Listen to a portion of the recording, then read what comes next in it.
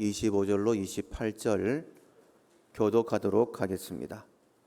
예수께서 제자들을 불러다가 이르시되 이방인의 집권자들이 그들을 임의로 주관하고 그 고관들이 그들에게 권세를 부리는 줄을 너희가 알거니와 너희 중에는 그렇지 않아야 하나니 너희 중에 누구든지 크고자 하는 자는 너희를 섬기는 자가 되고 너희 중에 누구든지 으뜸이 되고자 하는 자는 너희 종이 되어야 하리라.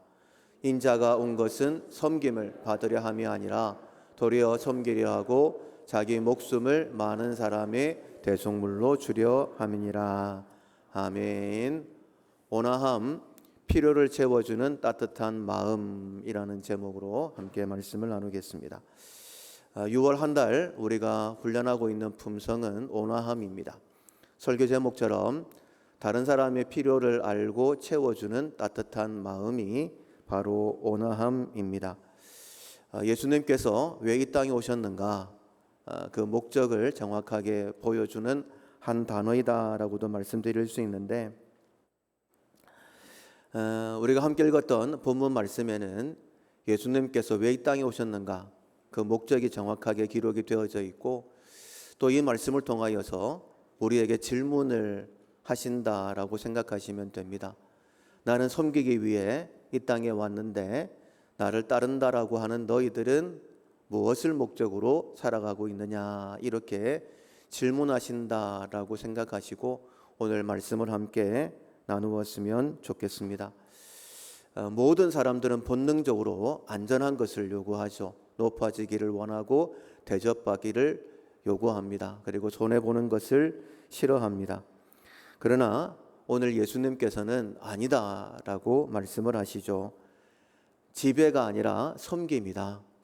가지는 것이 아니라 대속물로 주는 것이다. 이렇게 말씀을 하십니다. 오늘 본문의 배경은 예수님께서 이제 십자가를 지시기 위해서 마지막 예루살렘으로 올라가시는 길이었습니다. 태어나실 때부터 예수님의 마음에는 십자가가 있었죠. 그리고 점점 십자가로 집중이 되었고 이제 정말 예수님의 마음에는 십자가밖에 없습니다.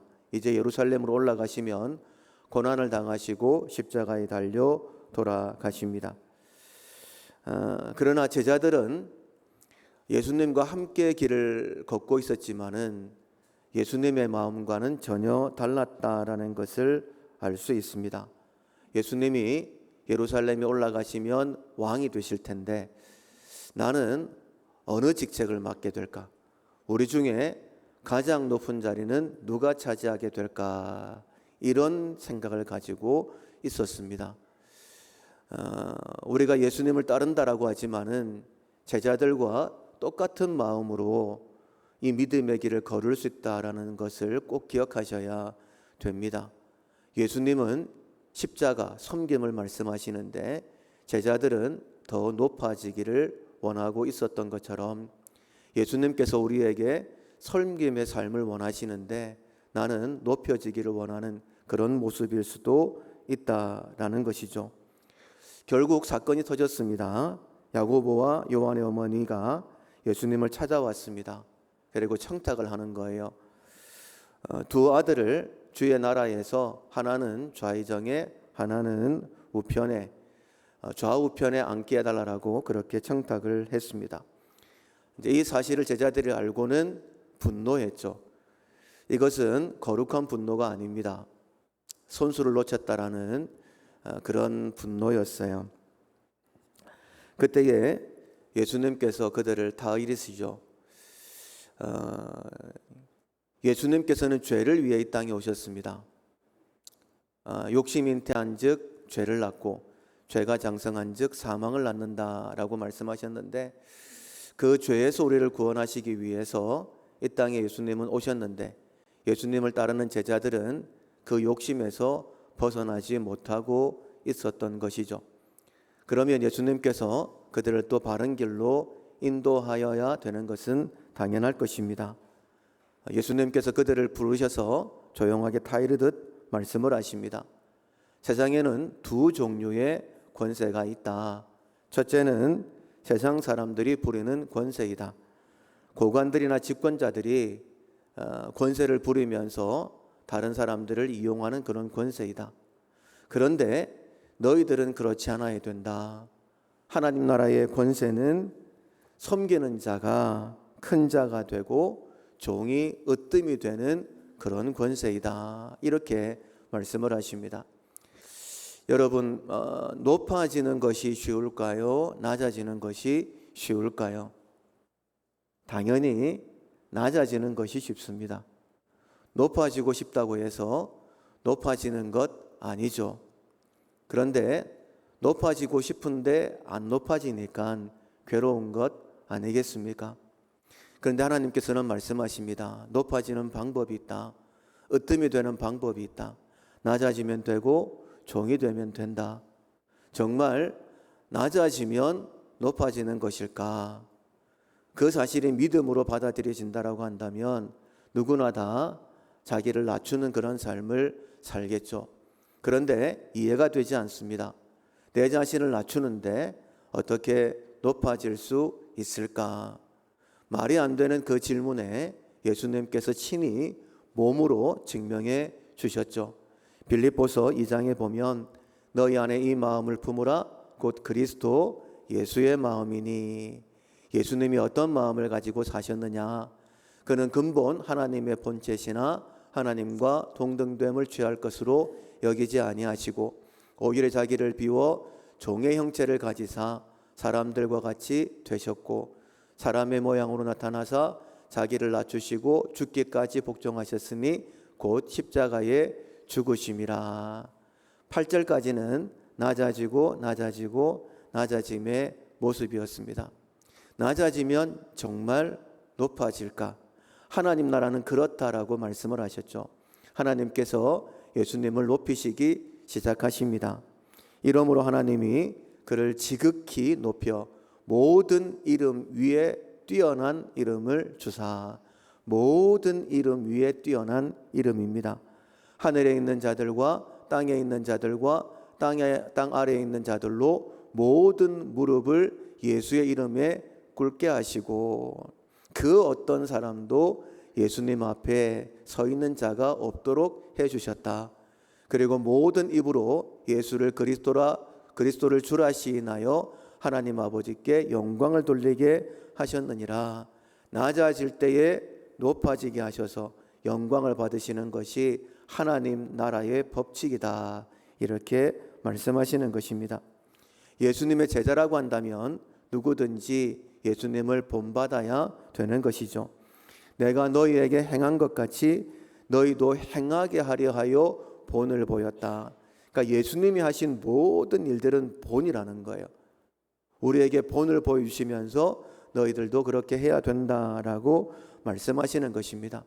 그렇다면 우리들도 낮아져서 섬겨야 됩니다. 그래야지만이 하나님께서 우리를 높이시고 영광을 받으시는 거예요. 그렇다면 어떻게 섬김의 훈련을 할 수 있을까? 예수님의 모습을 통하여 크게 세 가지로 우리가 훈련할 사항들을 찾을 수 있는데 첫 번째로는 말입니다. 말을 좋게 해야 돼요. 특히 도움을 구하는 자에게 친절하고 부드러운 말을 해야 됩니다. 누가복음 9장에 보면 예수님과 제자들이 이제 사역을 다니시면서 예수님도 육체를 가지셨기 때문에 많이 피곤하셨죠. 그래서 조금 쉬시려고 벳세다로 가셨습니다. 그런데 눈치가 없는 이 무리들이 예수님이 가셨다라는 것을 알고는 또 모여들기 시작했어요. 좀 짜증이 날 만한 그런 상황일 수도 있습니다. 그런데 예수님 그들을 다 영접하셨다라고 말씀을 하세요. 그리고 하나님 나라를 가르치셨고 찾아왔던 많은 병자들을 고치셨습니다. 그때 주님의 목소리가 어떠했을까? 굉장히 부드러웠을 것 같아요. 마치 어머니가 아이에게 이야기해 주는 것처럼 그렇게 다정하게 말씀해 주셨을 것입니다. 베데스다 연못에 38년 동안 병들어 누워있던 한 사람이 있었습니다. 그때 예수님께서 말씀을 하시죠. 네가 낫고자 하느냐? 그의 모든 형편을 알고 계시는 예수님이십니다. 다른 거 물어보시지 아니하시고 네가 낳고자 하느냐. 38년 동안 그 베세스다 연못에 있던 사람이었어요. 이 음성을 들을 때에 그의 마음이 크게 위로를 받았을 것입니다.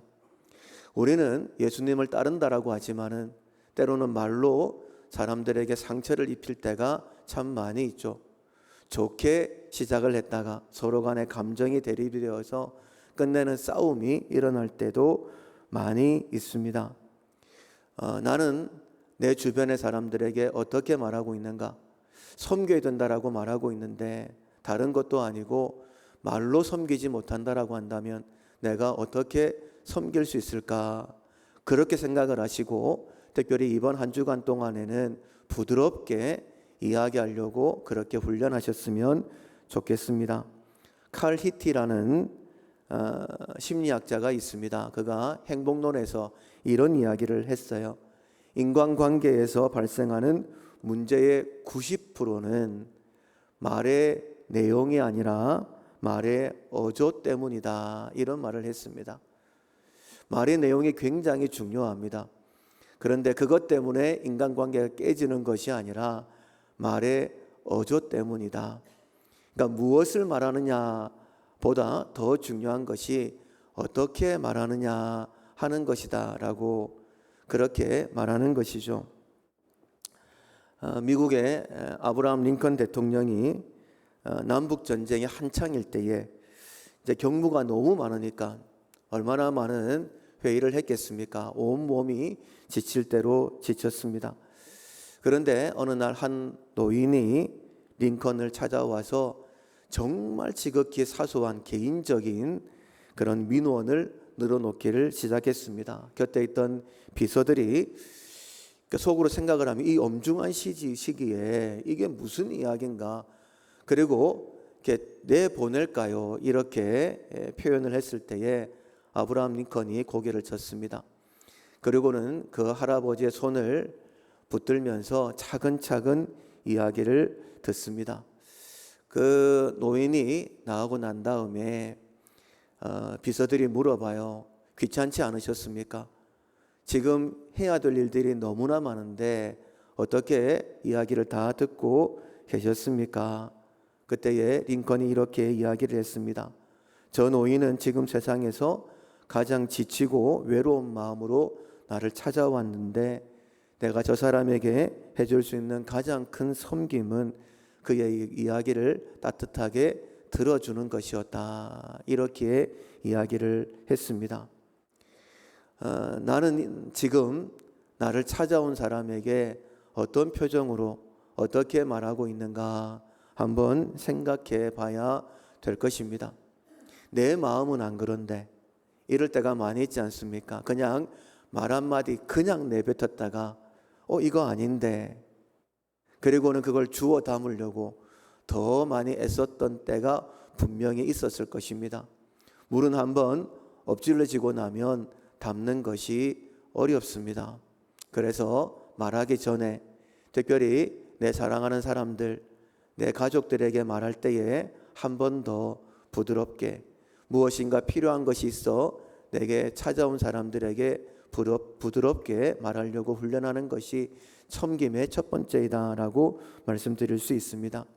두 번째로는 정말 필요한 것들을 채워줘야 되는 것이죠. 야고보서 2장 16절에 보면 평안히 가라, 덥게 하라, 배부르게 하라 하며 그 몸에 쓸 것을 주지 아니하면 무슨 유익이 있으리요 라고 이렇게 말씀하셨습니다. 말하는 것 첫 번째입니다. 그러나 두 번째로는 실제적으로 채워주려고 하는 그런 모습이 우리 가운데 있어야 되는 것이죠. 여러 번 말씀을 드렸습니다. 예수님께서 말씀하셨어요. 내가 한 일도 너희가 할 것이요 나보다 더 큰 일도 할 것이다 라고 말씀하셨습니다. 보혜사이신 예수님께서 우리와 함께 하시면서 많은 문제를 해결해 주셨죠. 그런데 또 다른 보혜사이신 성령께서 우리와 함께 하시면서 모든 것을 가르치시고 모든 것을 생각나게 하시고 특별히 권능으로 우리와 함께 하신다라고 말씀하셨습니다. 못한다라고 생각하지 마시고 내가 해줄 수 있는 것이 무엇일까? 반드시 해줄 수 있는 것을 고민해 보셔야 됩니다. 예수님께서 오늘 본문에 나는 섬기러 왔다 이렇게 말씀하시고 난 다음에 여리고성에 들어가셨습니다. 그때에 보지 못하던 바디메오가 소리를 질렀죠. 다윗의 자손 예수여, 나를 불쌍히 여기소서. 그냥 예수님께만 소망이 있는 거예요. 메시아가 오시면 맹인도 눈을 뜰 수 있다라는 그런 말씀을 들어왔었기 때문에, 예수님이 메시아이시다라는 그런 확신이 있었기 때문에 이 기회를 놓칠 수가 없었던 것이죠. 그래서 소리 지릅니다. 다윗의 자손 예수여, 나를 불쌍히 여기소서. 근데 사람들은 시끄럽다고 조용히 하라라고 이야기를 합니다. 얼마나 민망했을까요? 무안했을 것입니다. 근데 이 기회를 놓칠 수가 없었죠. 그때 예수님께서 그에게 잔잔하게 다가오셔서 말씀하십니다. 내가 네게 무엇을 해주기를 원하느냐? 몰라서 물으신 것이 아니죠. 알고 계시지만은 먼저 그의 마음을 부드럽게 다독여 주신 것입니다. 그리고는 그의 눈을 띄워주셨던 것을 우리가 알고 있습니다. 이런 모습이 우리 가운데 있어야 되는 것이죠. 마태복음 12장에도 마찬가지입니다. 안식일에 손 마른 사람이 그 회당에 있었어요. 많은 바리새인들이 이 사람을 어떻게 하나, 안식일에 고치면 고발해야 되겠다, 그런 분위기를 다 알고 계셨습니다. 급한 일이 아닌 것 같아요. 고발을 당하고 어려움을 당할 수도 있다. 그러면 하루쯤 뒤에 이 사람을 고쳐줄 수도 있는 것이었습니다. 그러나 이 사람은 하루라도 이 손 마른 아픔에서 건짐을 받고 싶은 것, 당연한 것 아니겠습니까? 이렇게 질문을 하십니다. 만약에 안식일에 너희 양이 구덩이에 빠졌으면 그 양을 구해내지 않겠느냐? 안식일에 선을 행하는 것이 마땅하다, 공격당할 것이 분명함에도 불구하고 예수님께서는 이 손 마른 사람을 고쳐주셨습니다. 앞서 말씀을 드렸습니다. 예수님이시니까 그렇지. 여러분, 그렇게 생각하시면 안 됩니다. 분명히 말씀하셨어요. 내가 한 일도 너희들이 할 것이요, 나보다 더 큰 일도 할 것이다 라고 말씀하셨습니다. 작은 일부터 실천하시면 되는 거예요. 내가 해줄 수 있는 것, 분명히 내가 해줄 수 있기 때문에 이 사람을 내게 보내셨다라고 생각을 하시고 그렇게 손을 내밀면 거기서부터 하나님의 역사가, 그리고 점점점 믿음의 분량이 커지게 되어지면 정말 예수님께서 하셨던 그 일보다 더 큰 일도 할 수 있는 것이죠.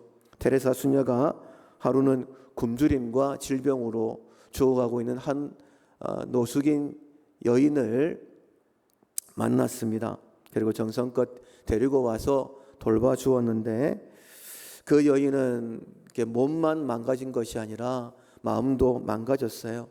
세상에서 버림받았다라는 그 생각 때문에 테레사 수녀가 빵을 내밀었을 때에 거칠게 낚아챕니다. 그것을 먹으면서 독한 소리를 내뱉어요.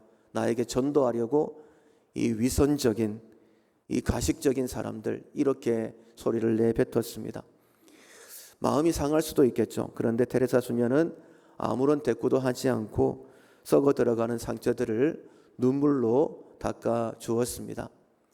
닦아 주는 것도 그 여인의 마음을 녹이는 것인데, 눈물을 흘리면서 이 눈물에는 어떤 의미가 들어있을까요? 얼마나 많은 상처를 받았을까? 얼마나 많은 사람들에게 배척을 받았을까? 그것이 마음이 아팠기 때문에 눈물 흘린 것 아니겠습니까? 눈물을 흘리면서 말없이 자기의 상처를 닦아주는 이 테레사 수녀를 보면서 이 여인의 마음이 열렸습니다. 수녀님, 죄송합니다. 평생 아무도 제 마음을 알아주지 않았습니다. 제 상처를 아프게 하기만 했기 때문에 제가 수녀님에게도 이런 독한 말을 했네요 라고 이야기를 했습니다. 테레사 수녀와 어떤 한 기자가 인터뷰를 할 때에 테레사 수녀가 이렇게 얘기했습니다. 배고픈 사람에게 가장 필요한 것은 빵이지만 그보다 먼저 채워줘야 할 것은 나도 사랑받고 있는 존재라는 사실을 느끼게 해주는 것입니다 라고 했습니다. 여러분, 필요한 것을 채워줄 수 있어요. 그것이 빵이 될 수도 있습니다. 그러나 그 사람에게 내 사랑을 전해줄 수 있다면 당신도 정말 사랑받는 사람입니다 라고 느끼게 해준다라고 한다면 정말 그 사람에게 가장 필요한 것을 채워주는 것이 될 것입니다. 첫째는 말로 위로해 주십시오. 두 번째로는 필요한 것을 채워주십시오. 그리고 세 번째는 정말 실제적인 훈련입니다.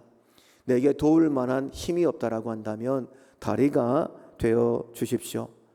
내가 돕고 싶어도 때로는 내 능력을 벗어날 때가 있겠죠. 그럴 때는 함께 도와주시다 라고 그렇게 도움을 요청하실 수도 있어야 됩니다. 누가복음 11장에 보면 밤중에 찾아온 친구에게 먹을 것을 주기 위해서 다른 친구를 찾아가서 떡 3덩이를 빌렸던 비유의 말씀이 기록되어져 있습니다. 이때 이렇게 주님께서 이 비유에 대하여 말씀을 하시죠. 내가 너희에게 말하노니 비록 벗됨으로 인하여는 일어나서 주지 아니할지라도 그 강청함을 인하여 일어나 그 요구대로 주리라. 나를 찾아온 친구인데 나에게는 지금 떡이 없어요. 배가 고플 텐데 어떻게 해야 될까? 그래 다른 친구를 찾아가서 두드립니다. 나에게 친구가 찾아왔는데 먹을 것이 없습니다. 떡 3덩이만 빌려주십시오. 그때에 간청함을 인하여 그 요구를 들어주리라 라고 그렇게 말씀을 하십니다. 벗됨을 인하여서는 귀찮아서 안 줄 수 있다. 그러나 강청함으로 말미암아 일어나서 준다라고 말씀하시면서 이렇게 말씀이 이어집니다. 내가 또 너희에게 이르노니 구하라 그러면 너희에게 주실 것이요 찾으라 그러면 찾아낼 것이요 문을 두드리라 그러면 너희에게 열릴 것이니 구하는 이마다 받을 것이요 찾는 이는 찾아낼 것이요 두드리는 이에게는 열릴 것이니라 라고 그렇게 말씀을 하십니다. 내가 필요할 때 구해도 하나님께서 주십니다. 그런데 다른 사람이 필요해서 그를 사랑하는 섬기는 마음으로 하나님 주십시오라고 구하면 하나님께서 반드시 벗됨으로 인하여서는 주지 아니할지라도 그 강청함으로 인하여 내가 반드시 주겠다라고 그렇게 말씀하시는 것입니다. 만약에 내가 도울 능력이 없다라고 한다면 첫 번째 할 수 있는 것은 기도입니다. 하나님 도와주십시오. 기도하면 하나님께서 깨닫게 해주시는 거예요. 두 번째로는 여러분 교회에 말씀하십시오. 교회에 말씀하시면 여러분 혼자 하지 못할 그 일을 교회가 함께 도울 수 있습니다. 교회에 사랑실천위원회가 있습니다. 여러분들이 매주 헌금하시지 않습니까? 교회 분들이 아니더라도 교회 다니시지 않는 분이라도 괜찮습니다. 저 사람에게 도와주고 싶은 마음이 있는데 그 마음을 주신 분은 하나님이십니다. 나 혼자 되지 않는다라고 한다면 교회의 도움을 요청하십시오. 익명으로 도와드릴 수 있습니다. 그렇게 돕는 분들도 있습니다. 교회 도움을 요청하시면 교회가 힘있게 도와드릴 것입니다. 세 번째로는 함께 돕자라고 그렇게 다리를 놓으시면 되겠습니다. 사도 바울은요 빌립보 감옥에 있을 때에 빌립보 교인들에게 나를 도와달라라고 요청을 했습니다. 그런데 아주 당당하게 도와달라라고 이야기를 해요. 왜냐하면 그것이 그냥 도움을 받는 것이 아니라 하나님의 일이고 그들의 삶에 더 풍성한 하나님의 열매가 맺히는 방법이다라는 사실을 믿었기 때문입니다. 빌립보서 4장 17절에 보면 내가 선물을 구함이 아니요 오직 너희에게 유익하도록 풍성한 열매를 구함이라 라고 했습니다. 여러분 이런 당당함이 있어야 됩니다. 하나님의 일을 위해서 함께 동력하는 것이다. 이 일은 그냥 돕는 것이 아니라 구제하는 것이라 아니라 하나님의 일을 위해서 당신의 삶에 더 풍성한 하나님의 열매가 맺히는 것이다 라고 그렇게 믿고 도움을 구할 수 있어야 됩니다. 이제 선교사로 파송되어지는 초임 선교사님들이 자주 연락이 옵니다. 이제 협력을 구하는 것이죠. 연락이 오면 찾아오겠다라고 한다면 제가 무조건 찾아오라고 이야기를 합니다. 찾아온다고 해서 다 협력할 수 있는 것은 아니죠. 저희들도 협력할 수 있는 힘이 정해져 있기 때문입니다. 그리고 함께 이야기를 듣고 그리고 기도를 합니다. 그리고 난 다음에 이렇게 꼭 이야기를 합니다. 도움을 구하는 것, 그거 부끄러워하지 마십시오. 지금 선교사님이 작정을 하고 선교지로 나가는 것은 개인적인 일이 아닙니다. 하나님의 일입니다. 저희 교회가 힘이 있으면 돕겠지만은 만약 저희가 돕지 못한다 할지라도 분명히 하나님께서 선교사님에게 필요한 돕는 분들을 보내어 주실 것입니다. 그리고 난 다음에 꼭 여쭤봅니다. 나중에 연락처에 연락을 해서 선교지로 파송이 되셨습니까? 라고 여쭤보면 단 한 분도 파송받지 못하시는 분들이 없더라고요. 다 후원을 받아서 후원이 채워지고 선교사님으로 그렇게 파송이 되어졌습니다. 제가 그분들에게 꼭 이렇게 이야기를 합니다. 제가 이분에게 전화를 해놓을 테니까 그 목사님들 꼭 찾아가십시오. 그분들은 선교에 대해서 더 마음이 열려있는 분들입니다. 분명히 도움이 되실 거예요. 그리고 다시 한 번 더 말씀을 드립니다. 부끄러워하지 마십시오. 부담스러워하지도 마십시오. 하나님의 일을 위해서 나아가는 것입니다. 하나님이 반드시 도와주실 것입니다. 그렇게 말씀을 드립니다.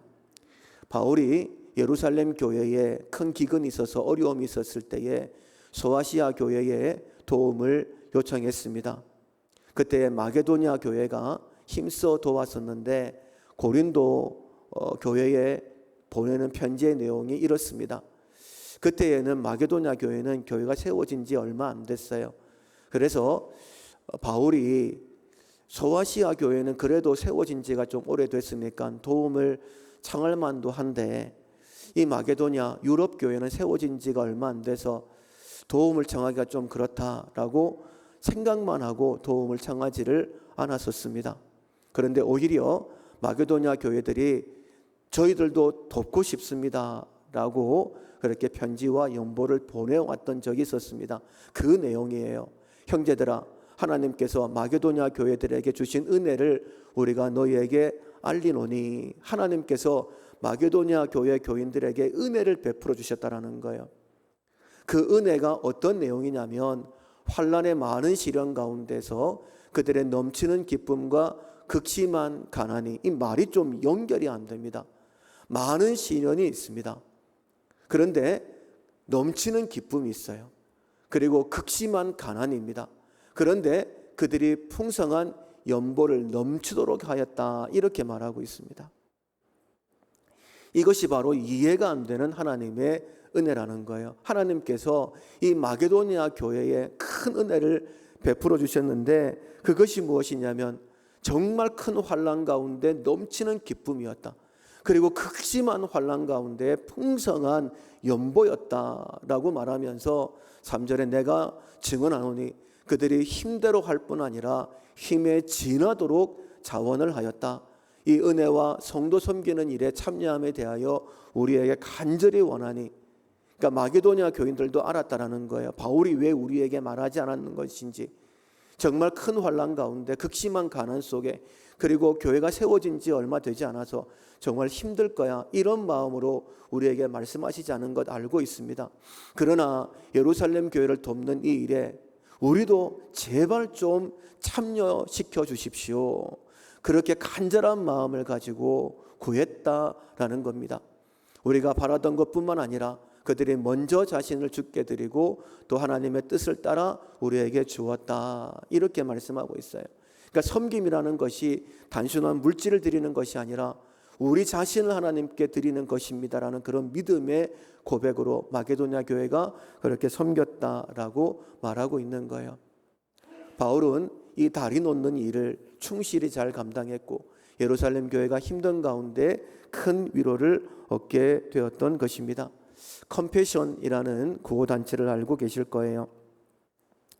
기독교 양육기관인데 에버ett 스와슨 목사님이 이제 한국 정쟁 당시에 우리나라에 들어와 있는 미군들을 위문하기 위해서 한국을 방문한 적이 있었습니다. 근데 아침에 이렇게 산책을 하다가 정말 충격적인 그런 모습을 보게 된 거예요. 그게 어떤 모습이었냐면 밤새도록 굶주림과 추위에 떨다가 죽은 어린 아이들의 실체를 트럭이 지나가면서 실어 나르는 그런 모습이었습니다. 이 스와슨 목사님이 미국으로 돌아가면서 이 마음이 너무 아픈 거예요. 하나님, 저에게는 떡 세 덩이도 없습니다. 이 아이들을 어떻게 하면 좋을까요? 그때 하나님께서 마음에 감동을 주셨습니다. 네가 다리를 놓는 사람이 되면 되시. 미국에 많은 성도들이 있지 않느냐? 그들에게 한 아이들 다리 놓는 역할을 해라. 그래서 미국에 가자마자 교회 문을 두드리기 시작했습니다. 이렇게 아이들이 죽어가고 있습니다. 한 아이들을 품에 안으시고 그 아이들을 살려주십시오. 그래서 수십만 명의 아이들과 연결을 시켰고 그 아이들이 살아났습니다. 모르지만은 아마 우리 주변에도 이 다리 놓는 일로 인하여서 생명을 건진 분들이 많이 있을 것입니다. 말씀을 맺겠습니다. 예수님께서는 우리에게 나는 너희들을 섬기는 자 중에 있다라고 그렇게 말씀을 하십니다.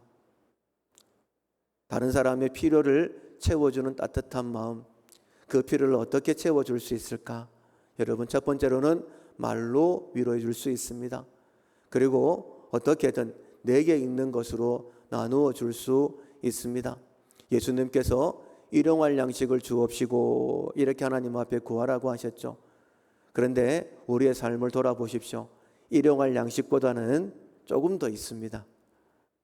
오늘을 어떻게 살까 걱정을 하지만은 막상 돌아보면 참 하나님의 은혜로 여기까지 왔네. 그러면서 조금 더 들여다보면 일용할 양식보다는 조금 더 많이 있습니다. 여러분, 그럴 때에 내가 누구를 도와줄 수 있을까? 특별히 나에게 도움을 청하는 사람이 있다면 손을 내밀어야 될 것입니다. 그리고 내 힘이 넘어가는 것이 있다라고 한다면 하나님 앞에 기도하십시오. 그리고 교회에 도움을 요청하십시오. 그리고 함께 도와줄 사람들에게 다리를 놓으십시오. 이렇게 말씀을 하십니다. 그 주인이 이르되 잘하였도다.